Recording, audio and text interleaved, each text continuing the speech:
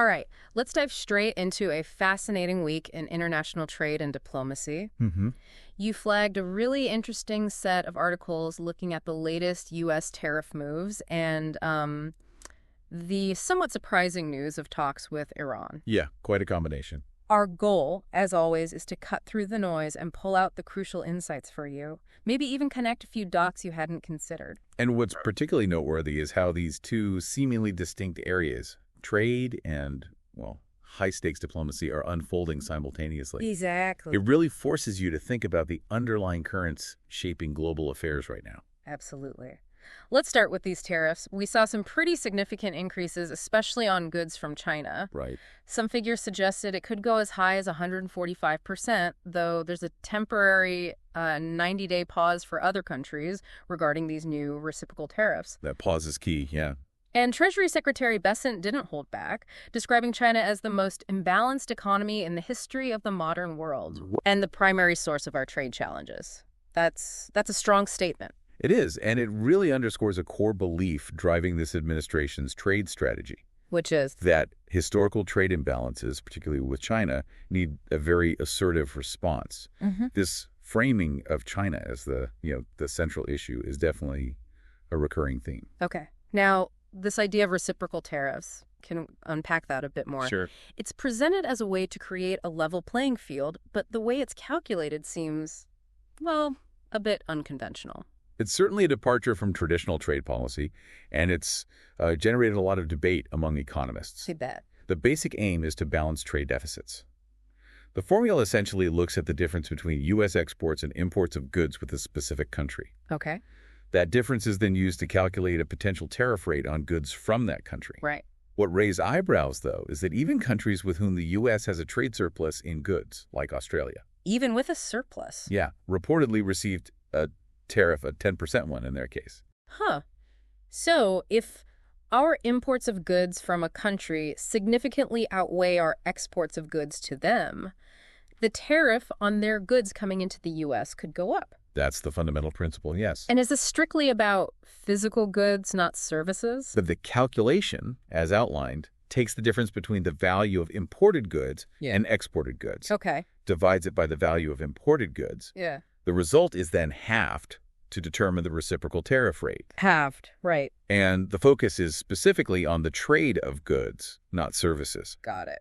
Economists have been quite critical, arguing that it's an oversimplified approach. Yeah. That it doesn't really reflect the complexities of global trade or, the various types of trade barriers that might exist. Right, like non-tariff barriers. Exactly. Some have even suggested it's more akin to an arbitrary tax than a strategic trade tool. Doesn't sound very targeted then. So, what have been some of the immediate reactions and potential economic consequences? I mean, there must have been a ripple effect. Oh, definitely. The potential impact is significant. Let's look at the U.S. economy first. Okay. The Yale Budget Lab at Yale came out with some rather stark projections. Such as? They estimate that if all the U.S. tariffs implemented in 2025 stay in place, the average effective U.S. tariff rate could jump to 22.5%. Wow, 22.5%. To put that in perspective, that's the highest it's been since 1909. Highest since 1909. That really puts it in historical context. It does. Now, when we talk about real GDP growth, what does a dip in that practically mean for the economy we experience day to day? Well, in simple terms, a slowdown in real GDP growth can mean a less dynamic economy. Okay. It could translate to slower job creation, maybe reduced business investment, and potentially lower overall economic output compared to what might have been expected otherwise. Okay, that makes it more tangible. And what about the average household? Are they likely to feel this in their pocketbooks? That's the big concern. The Yale Budget Lab estimates that the average U.S. household could see a reduction in purchasing power of around $3,800 annually. $3,800. Annually, yes. This is largely attributed to the anticipated increase in consumer prices. Right, because imports cost more. Exactly. As the cost of imported goods potentially rises due to the tariffs, they specifically highlight sectors like clothing and textiles, where we might see particularly noticeable price hikes. Makes sense. And beyond the immediate impact on consumers, there are also concerns about decreased confidence among investors and, the risk of a broader economic slowdown. Right. We even saw a sharp decline in the University of Michigan's Consumer Sentiment Index recently. Oh, really? Yeah. Many respondents citing worries about a potential recession linked to these factors. So definitely some domestic unease. What about how other countries are viewing all of this? Any major international responses yet? Reactions have been quite diverse, and in some cases pretty firm. Like China? China, unsurprisingly, responded directly with its own reported 125% tariff on U.S. goods. 125%, wow. Their official statements strongly condemned the U.S. actions as destructive behavior. Strong words. Yeah. And major economic blocs like the EU are also reportedly considering their options for responding. So they're thinking about it. They are. We've also seen specific industries in other countries expressing concern. For instance, South Africa's steel industry voiced worries about the potential impact of U.S. tariffs on their steel and aluminum exports. Okay. Interestingly, Nigeria's central bank had to intervene to support its currency following the U.S. announcement of oil tariffs. Oh, so that had an immediate financial market impact there. It seems so, yeah, which could have wider global energy market implications down the line. So a lot of potential knock-on effects across different economies. It sounds like many countries are kind of waiting and seeing. To some extent. Even the UK seems to be navigating this carefully. How so? Well, they chose not to retaliate against metal tariffs for now. Okay. But they're considering adjustments to their digital services tax, which primarily affects large U.S. tech companies. Ah, so hitting back in a different area. Potentially. It might be a way to signal displeasure or create leverage without escalating the goods tariff situation directly. It highlights the delicate balancing act many nations face. Right. Protect your interests, but avoid a full-blown trade war. Exactly. Trying to find alternative levers. And it's not just international dynamics shifting, right? These trade policies seem to be creating some tension on the home front, too, politically speaking. That's a crucial point. Reports indicate that these trade policies are indeed exacerbating partisan divisions within the U.S. Ow. Well, there's a noticeable level of frustration among some lawmakers across the political spectrum, actually. Okay. Regarding the extent to which the president is using executive authority to impose these tariffs. Feeling Congress is being bypassed. That seems to be the sentiment for many, yes. A feeling of insufficient consultation. We're even seeing bipartisan efforts, such as the proposed Trade Review Act of 2025, aimed at reasserting Congress's role in shaping trade policy. Interesting. So a pushback on executive power there. It raises some fundamental questions about the separation of powers in this area, for sure. It brings up the classic checks and balances. Fascinating how trade becomes so politically charged domestically. Now, beyond these broad tariff measures, it looks like there are also specific actions targeting particular industries and countries. Shipbuilding, for example. Yes, an executive order was signed with the specific goal of bolstering the U.S. shipbuilding industry. Why shipbuilding specifically? The core concern is the overwhelming dominance of China in this sector. They account for over 50% of global shipbuilding. 50%. Yeah, compared to the U.S.'s very small share, around 0.1%. Wow, that's a huge gap. It is. So this executive order directs government agencies to take specific actions. Like what? Developing a maritime action plan and instructing the USTR, the U.S. Trade Representative, to formulate recommendations to counter what are described as China's anti-competitive actions in shipbuilding. Okay, so a direct push to revitalize a specific domestic industry. Exactly. One deemed strategically important. And then on a completely different note, I noticed something about ending Biden-era water regulations. The Make America's Showers Great Again line. Yes, that was mentioned. It feels a little out of place when we're talking international trade. It does seem somewhat disconnected, I agree, but it's presented as, part of a broader deregulatory agenda. Right, reducing perceived burdens. Okay, shifting back to the trade realm, this concept of secondary tariffs sounds quite significant. It really is. It's almost like going after countries that continue to do business with nations we're targeting. Precisely. It operates very similarly to secondary sanctions. How does it work? Instead of directly imposing tariffs on, say, country A, secondary tariffs aim to penalize third-party countries, country B or C, if they maintain trade relationships with country A. Okay. Have we seen this used? Yes, we've already seen it in practice, with the imposition of a reported 25% tariff on countries that purchase oil from Venezuela. Ah, the Venezuela example. And there have also been warnings of similar tariffs for those buying oil from Russia or Iran. So potentially a very powerful tool. Extremely powerful, yeah. It could have far-reaching consequences for global trade patterns and international relations. How so? Because it could essentially force countries to choose between trading with the U.S. and trading with the targeted nation. That creates really difficult diplomatic and economic choices. Definitely sounds like it could create some very complex, potentially strained relationships. And then there's the upcoming review of the USMCA in 2026. Right, the trade deal with Canada and Mexico. What are the main concerns related to these new tariffs in the context of that agreement? The primary concern appears to be the possibility that countries like China could exploit the USMCA. Exploit it how? By using Canada and Mexico as a sort of backdoor to export goods into the U.S. without facing the new tariffs. Ah, transshipment. Exactly. The worry is that these countries could become transshipment points, undermining the intended effect of the U.S. tariffs. So the review will look at tightening that up. That's the expectation, yes, to address these potential loopholes and ensure the agreement genuinely benefits producers within the North American bloc. That makes sense, trying to prevent workarounds. And I also saw a renewed emphasis on the pharmaceutical supply chain. Yes, that came up. Given recent global events, that feels particularly relevant. Absolutely. The pandemic experience really highlighted the risks of relying heavily on foreign suppliers, particularly China, for critical medicines and supplies. For sure. So there's now a significant push to reshore pharmaceutical production. Bring it back home. Right, aiming to create a more secure, reliable domestic supply chain and mitigate the risks of future disruptions. This was specifically mentioned in Ambassador Greer's testimony, too. Speaking of Ambassador Greer's testimony, he presented a rather, shall we say, optimistic view of the administration's America First trade policy. He did. It was a strong defense of their approach. What were some of the key arguments he made during that hearing? Well, Ambassador Greer emphasized that over 75 countries have reportedly approached the U.S. 75. Over 75, yes, to engage in discussions about establishing fairer trade relationships. Okay. He presented this as evidence that the tariff strategy is, in fact, bringing countries to the negotiating table. Interesting take. He also specifically highlighted what he described as fundamentally unfair trade barriers that American farmers face in the European Union. Ah, the EU agricultural barriers, always a point of contention. Indeed.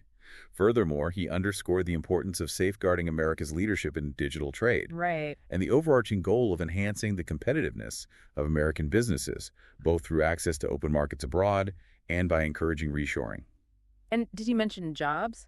He did. He pointed to some initial data suggesting an increase in U.S. jobs as a direct result of the implemented tariffs.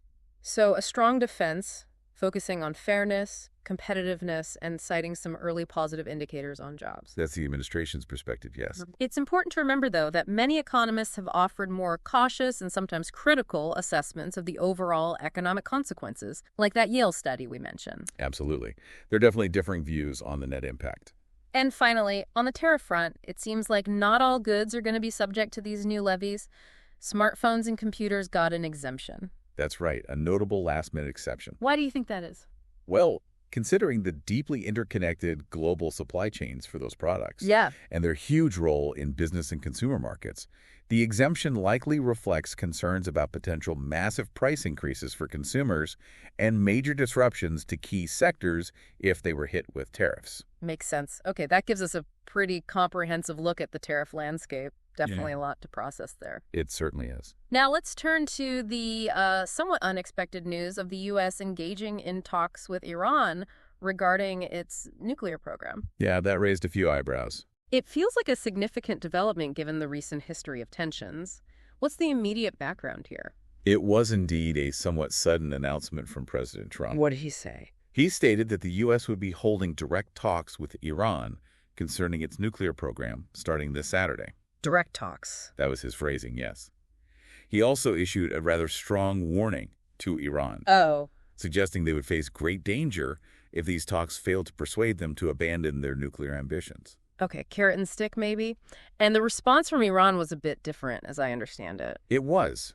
Tehran confirmed discussions would take place, but specified they would be indirect negotiations. Indirect, so through a third party? Yes, facilitated by a mediator.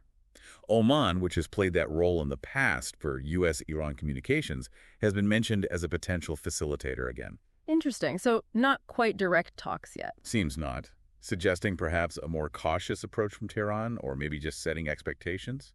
This announcement also coincided with another notable event, Israeli Prime Minister Netanyahu's visit to the White House. Right, a visit arranged rather quickly. His second trip in just over 2 months. Seems like a lot of high-level contact there. What was on their agenda? A pretty full plate. Discussions reportedly covered the new tariffs, Iran's nuclear program, of course, and the ongoing conflict between Israel and Hamas. A lot of critical issues. Definitely. Netanyahu publicly stated his commitment to ensuring Iran doesn't get nuclear weapons. No surprise there. And also mentioned his government's intention to work towards reducing Israel's trade deficit with the U.S., sort of connecting the issues. Interesting. Now, given President Trump's track record with the Iran nuclear deal pulling the U.S. out of the 2015 accord. The JCPOA, yeah. This apparent willingness to engage in talks, even indirectly, feels somewhat surprising. What's been his consistent stance? But President Trump has consistently held a very firm position, repeatedly calling on Iran to abandon its nuclear program. Throughout his presidency, he's used strong rhetoric and has even hinted at potential military action in the past. I remember the bombing the likes of which they have never seen before. Exactly. Suggesting severe consequences if a new deal wasn't made. His withdrawal from the JCPOA clearly showed his dissatisfaction with that agreement. So, against that backdrop, what are some of the perspectives circulating about these new talks? I saw some chatter online, Reddit, for example. Yeah, the online discussions, like those on Reddit, tend to reflect a significant degree of skepticism. Skepticism about what? About the potential for these talks to yield a meaningful, lasting agreement. Given the history, the JCPOA withdrawal, the current strained relations, right, many commentators doubt whether a trustworthy agreement is even feasible. There's a lot of questioning about reliability on both sides. And any specific theories on Iran's perspective? Some speculate that Iran, in the current geopolitical climate, might view nuclear weapons as a necessary deterrent. A deterrent against? Against perceived threats, potentially including what they see as unpredictable U.S. foreign policy, especially given past threats directed even towards allies. So maybe less incentive to deal from their side. That's one line of argument, yes. The credibility of the U.S. as a reliable negotiating partner, given its past actions on the JCPOA, is also a recurring theme in these discussions. Can any deal stick? It sounds like there's a lot of historical baggage and deep-seated mistrust that would need to be overcome. Absolutely. The fact that the initial talks are planned as indirect negotiations seems to underscore that level of caution on both sides. Indeed. The indirect format likely reflects these significant tensions in the, absence of direct diplomatic relations. It suggests a very cautious first step. Could be a very complex, very protracted process if it goes anywhere. If it goes anywhere, yes. High stakes, low trust. So as you can see, it's been a week with a lot happening, a real mix of aggressive trade policies and this unexpected diplomatic opening. Absolutely. The assertive tariff strategy, while it has its stated aims addressing trade imbalances, reshoring, right, it's undeniably generating considerable economic uncertainty and drawing strong reactions globally. And then you throw in the Iran talks. Exactly. That simultaneous announcement adds a significant layer of complexity to the international landscape, especially when you consider the backdrop of recent tensions and that history of broken agreements we just talked about. And what really strikes me is the interconnectedness of all of this. Oh, so? Well, the trade policies have economic ramifications that ripple out everywhere, influencing diplomatic relationships and maybe even impacting decisions around things like nuclear proliferation. And this move towards talks with Iran isn't happening in a vacuum. No, definitely not. It's occurring right alongside these big trade actions and against that whole contentious history. Precisely. These aren't isolated developments. Decisions in trade policy can directly affect diplomatic efforts and vice versa. It's all a tightly interwoven system. Well, this deep dive should definitely provide folks with a much clearer understanding of the key events and the different perspectives swirling around them. Hopefully, yes. It certainly raises some important questions moving forward. What will be the long-term economic consequences of these tariffs? For the U.S., for the global economy? Huge question. Can the U.S. and Iran actually find a viable path towards a credible agreement on the nuclear issue? Another big unknown. And how will all of these actions ultimately reshape global alliances and trade relationships in the years to come? A lot to consider as these crucial developments continue to unfold. Indeed. And perhaps a final thought to leave you with is this. In an increasingly interconnected world, one facing really complex economic and security challenges. Yeah. How do seemingly unilateral actions by major powers, like some of these tariff decisions, ultimately influence the prospects for multilateral cooperation and global stability down the road? That's a really good point. The tension between unilateral moves and the need for cooperation. It's a question that will undoubtedly continue to shape the international landscape.